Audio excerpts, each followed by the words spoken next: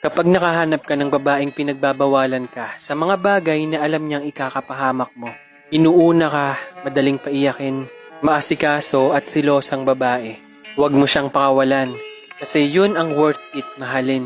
Hindi mo lang siguro maintindihan at akala mo nakakasakal at sa pakiramdam mo pinaghihigpitan ka. Pero trust me, ganun talaga ang tao kapag nagmamahal ng todo. Kung may panahon man na nag-overthink siya, sana wag mong hayaan na umiyak siya bago siya matulog gabi-gabi. Kapag nananatili pa rin siya kahit madalas na siyang umiiyak dahil sa'yo, magpasalamat ka at sana ma-appreciate mo. Huwag mo sanang hintahin na mapagod yung taong nag-aasikaso at umiintindi sa'yo. Dahil kapag napagod siya, maaaring hindi na siya bumalik dahil sa asta na pinapakita mo sa kanya. Kaya yung paghihigpit na pinapakita niya sa'yo, pagmamahal yun para sa kanya.